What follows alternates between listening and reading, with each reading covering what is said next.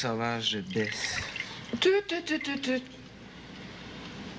Si ça continue, c'est pas en Palestine qu'il va falloir envoyer les forces des Nations Unies? C'est à votre école? Vous n'avez pas fini de vous chamailler comme des Polonais. Oh, j'ai rien fait. Quand je pense qu'on se plaignait des hippies. Au moins, eux autres, ils passaient pas leur temps à se casser la figure. Veux-tu me dire pourquoi tu t'es battu? C'est Bess qui m'a sauté dessus. Non.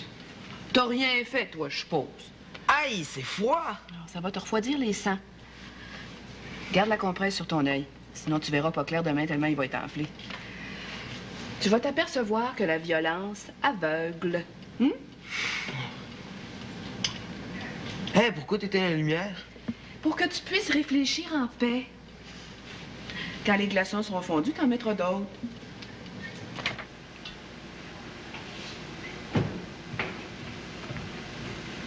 Puis? Oh, il va sûrement avoir un œil au beurre noir.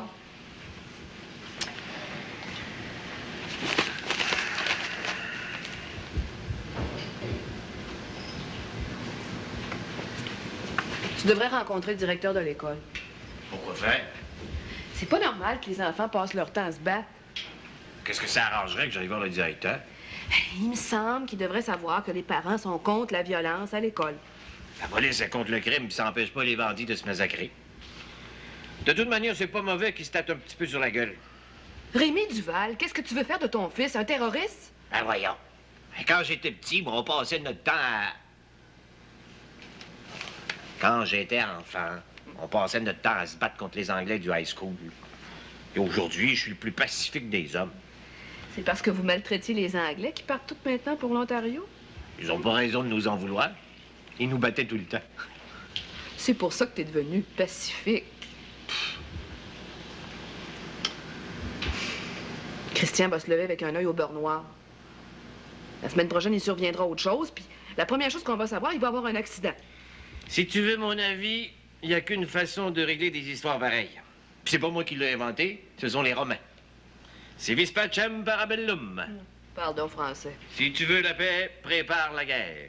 Il est temps que Christian apprenne à se défendre.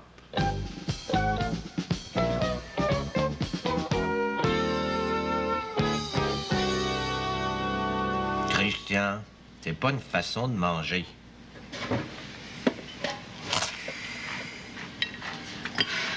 Dépêche-toi, tu vas être en retard à l'école. Christian, ta mère te parle. Oui. Bon, c'est assez, là. Décampe. On jouera à l'école comme mon œil sera guéri. En v'là une histoire. Apporte des verres fumés si tu veux pas qu'on voit ton œil au beurre noir. J'aurai l'air d'une tapette. Tu mettras les miens. Christian, dépêche-toi.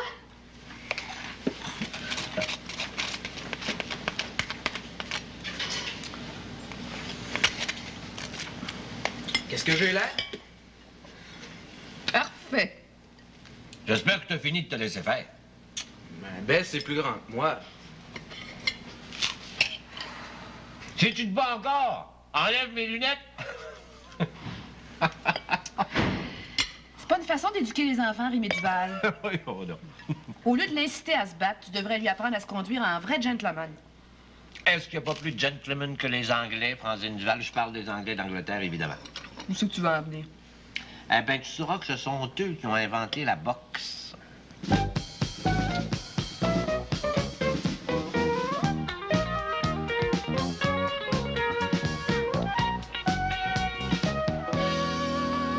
On vient de recevoir ça. C'est sûrement quelqu'un qui veut nous jouer un tour. Non, c'est moi qui les ai commandés. Ah, ils sont beaux. Vous trouvez pas que vous avez passé l'âge de boxer? Ma chère Nicole, il n'y a pas d'âge pour le self-defense. Et la meilleure défense, comme on dit souvent, c'est l'attaque. Il me semble qu'il y a des gens qui ont intérêt à apprendre à esquiver les coups plutôt qu'à en donner. Oh. Surtout les pois coqs.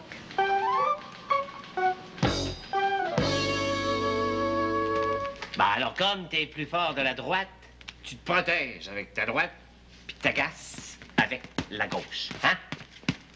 C'est très important, la droite. C'est mortel. Je pense même que Mohamed Ali, c'est comme ça qu'il venait à bout de ses adversaires. Oh, pas si fort! Hein? Ben oui, mais protège-toi, protège avec ta droite, puis frappe avec ta gauche. C'est-à-dire agace avec ta gauche, puis protège ton poing devant la figure. C'est ça, c'est ça. Ouais, frappe avec ta gauche. Quand je fais, tu te sauves! Ben oui, j'esquive les coups. C'est très important, l'esquive. Hey, maudit, mes violettes! Oh non, Rémi Duval, tu transformes pas ma cuisine en arène de boxe. Si vous voulez vous chamailler, allez au sous-sol. Ouais, viens-t'en. Les saints. Maudit. Oh, ils vont se tuer, ces fous-là. Francis! Bien vite, je pense que papa s'est cassé un bras.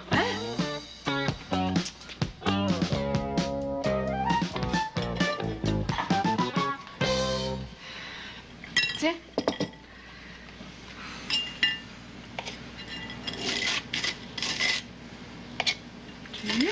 Mais comment veux-tu que je la baille?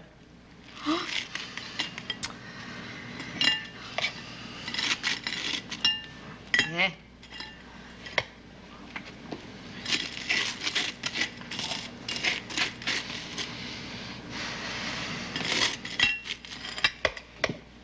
Tu manges pas? J'ai faim. Appellerais-tu Nicole? Pourquoi faire? Ah, je pense que j'irai pas au bureau ce matin.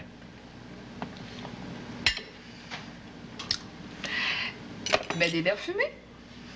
Ah, c'est un peu...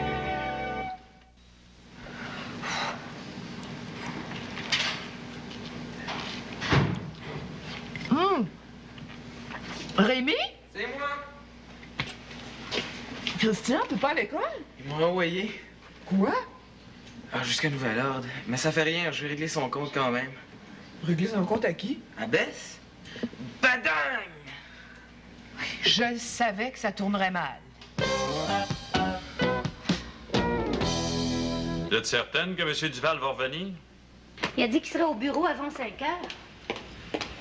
Il est 5h10. Est-ce qu'il y a longtemps que vous travaillez avec M. Duval? Quelques années, oui. Quelle sorte d'homme est-ce? Ce que vous voulez dire? Est-ce qu'il y a des préjugés? Vous pouvez m'indiquer un homme qui en a pas? Oui, moi. Vous devez bien être le seul. Chez les gens de ma génération, nous sommes nombreux au contraire. Si on revenait à M. Duval... Mais justement, il ferait mieux de revenir parce que j'attendrai pas jusqu'à 6 heures. Est-ce que je me trompe en pensant que M. Duval préfère la compagnie des Blancs? Oui, parce qu'il préfère surtout la compagnie des blondes. Je m'excuse, monsieur, mais je dois partir. Est-ce que je peux attendre quand même? Mais c'est difficile, il faut fermer le bureau.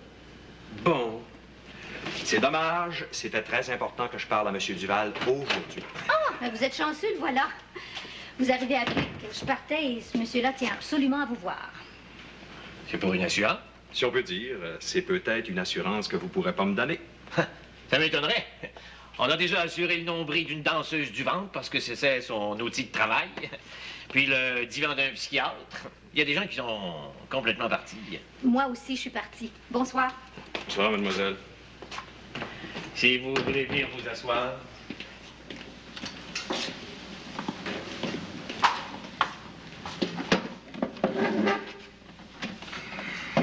Alors, qu'est-ce qu'on vous assure, cher monsieur? Et il faudrait m'assurer de votre plus entière collaboration. C'est fait. Je m'appelle Émile Pigeon. Je suis psychologue à l'école que fréquente votre fils Christian. Vous savez, cher monsieur, qu'il est plus facile d'effectuer la fission de l'atome que d'abattre un préjugé? Oui. Les enfants d'aujourd'hui vivront demain dans une société multiculturelle. Et c'est notre devoir à tous, à vous et à moi, de les préparer à y jouer un rôle créateur. Oui, oui. Nous ne pouvons pas construire un monde pacifique si la paix ne règne pas d'abord dans notre entourage. Évidemment. Les enfants sont naturellement portés à faire confiance à leurs parents. J'espère. Et ils adoptent vite leurs qualités comme leurs préjugés. Leur attitude à l'école reflète souvent l'attitude qu'ont les parents à la maison. Mon expérience de psychologue scolaire m'indique que nos enfants sont très souvent exposés chez eux à entendre des discussions qui contreviennent de façon flagrante à la Charte des droits de l'homme. Vous savez, Monsieur Duval, que cette charte et notre législation défendent toute discrimination de race, de religion, de sexe, d'âge et de couleur. À vous entendre, on dirait que vous travaillez pour la police. Mon travail est de policer les mœurs de nos Si jeunes. on en venait au fait, Monsieur Pigeon. Sur ma recommandation, Monsieur Duval, l'école a suspendu indéfiniment votre fils, Christian. Comment ça? Il a frappé un de ses petits camarades. Et j'ai tout lieu de croire, après la conversation que j'ai eue avec lui, que c'est vous qui l'avez incité à la violence. Moi? Vous. Mais elle est bonne, celle-là. Ça avait fallu qu'on nous suspende chaque fois qu'on se tapait sur la gueule à l'école. Personne n'aurait fini son cours. Les temps ont changé, monsieur. Ils ont sûrement pas assez changé pour que je laisse Christian se faire taper dessus par le premier petit voyou qu'il rencontre. Je ne m'étonne plus que Christian soit raciste, monsieur. Tel père, tel fils. Raciste? Vous trouvez pas que vous charriez un peu? Monsieur Duval, vous avez entraîné votre fils à la boxe pour frapper un noir.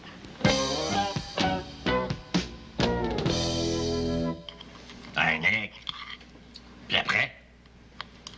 Quand j'étais à la petite école La Roque à Sherbrooke, on faisait sur les Anglais, puis il a personne qui nous accusait d'être racistes. Aujourd'hui, il n'y a plus moyen de rien faire. Tu bats ta femme, puis on t'accuse d'être chauviniste pig. Tu te défends contre un noir qui t'attaque, t'es raciste. T'engueules un juif, t'es antisémite. T'éduques tes enfants, tu te casses une main.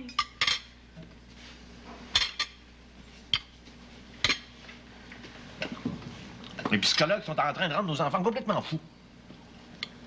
Faire des montagnes avec des enfantillages. C'est courant que les jeunes échangent des grossièretés et des injures, c'est de leur âge.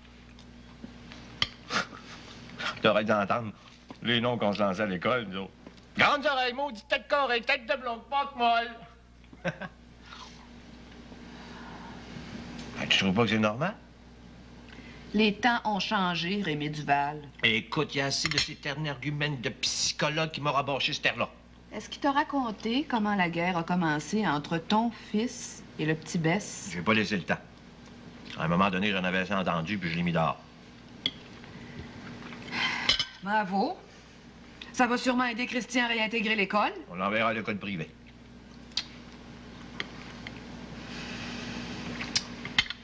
Qu'est-ce qui est arrivé? Si Christian a reçu un coup de poing du jeune Bess, c'est parce qu'il l'avait insulté devant toute la classe. Comment ça? Avant que les cours commencent, Christian est allé au tableau noir, puis sais-tu ce qu'il a écrit? Non. Embellissons notre école, peinturons notre nègre. Tu trouves ça drôle? Mais comprends. Pas moi!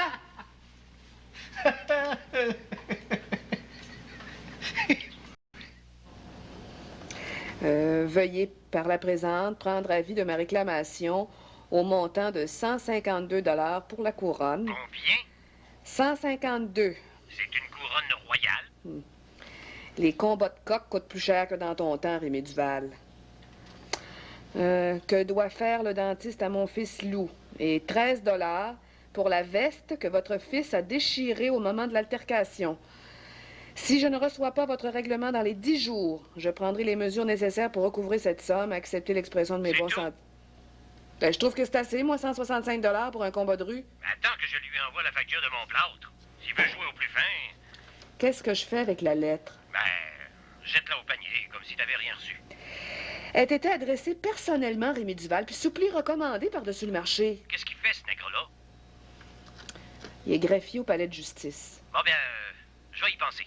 J'ai autre chose à faire que de m'occuper de ces enfantillages, moi. Salut.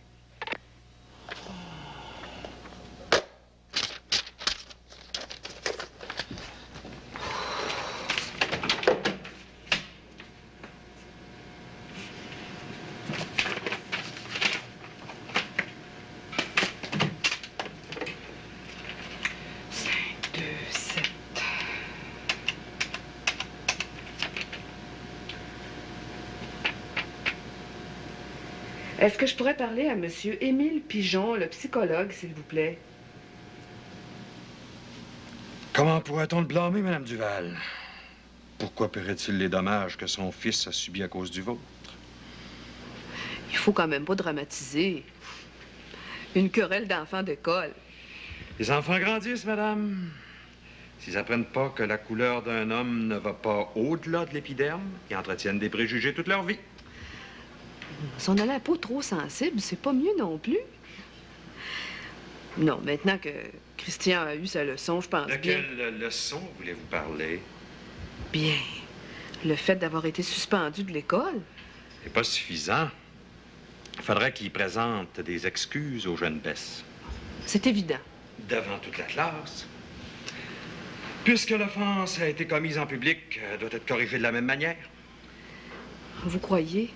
Je peux facilement faire en sorte que ça n'ait rien d'humiliant pour votre fils. J'aimerais que vous lui en glissiez un mot avant que je le voie. D'accord, je lui en parle ce midi, Monsieur Pigeon.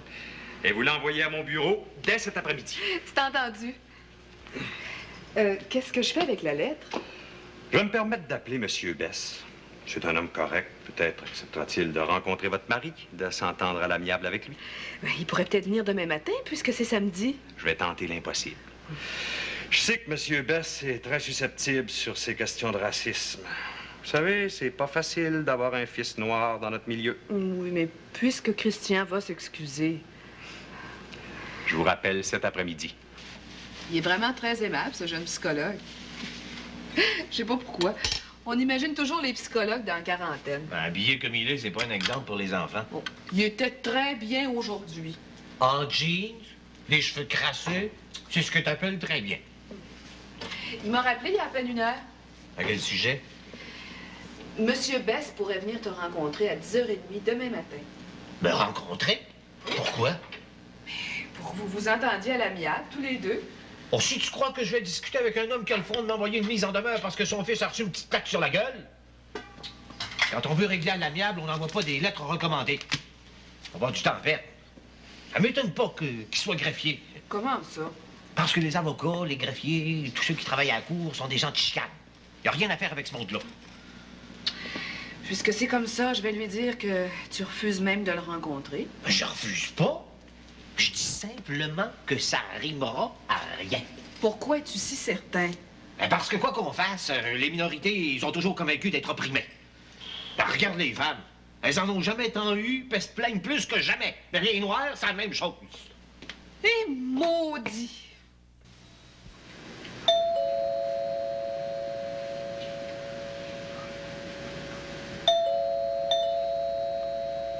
Voyons, on dirait que je suis tout seul dans cette maison.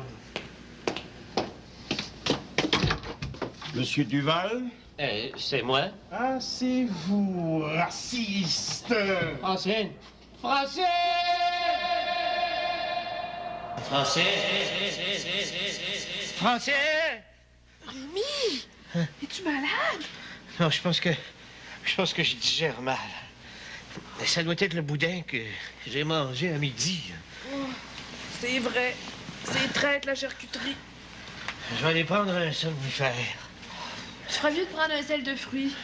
C'est mieux qu'un somnifère pour aider le boudin à passer. Surtout le boudin noir.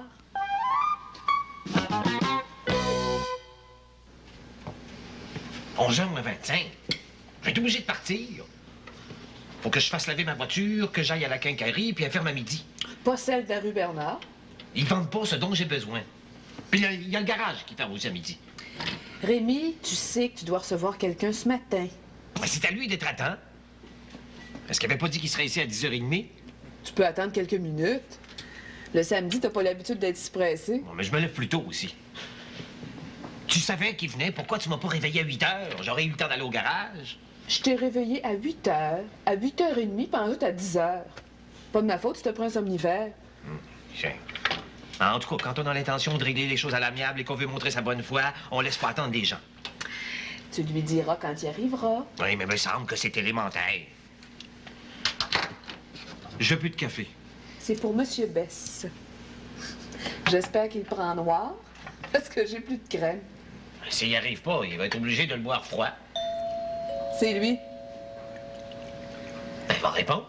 Je prépare le plateau de café, je peux pas. Mais moi, j'ai pas envie de manger.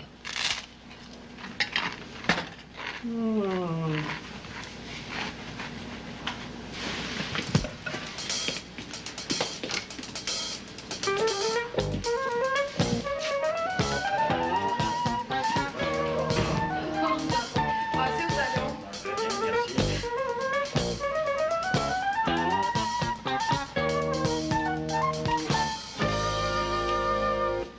Ah, t'as bien fait de remettre tes verres fumés. Pourquoi? Parce que Monsieur Bess va t'éblouir. Hein? Comment ça? Ah, tu verras. Peux-tu me dire pourquoi t'as remis ton écharpe? Ben, j'ai le doigt un peu fatigué, là. Vas-y.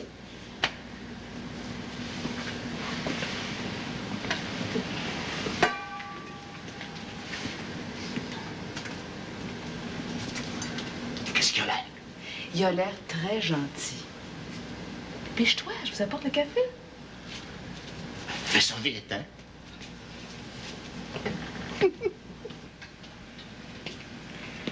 Bonjour, monsieur.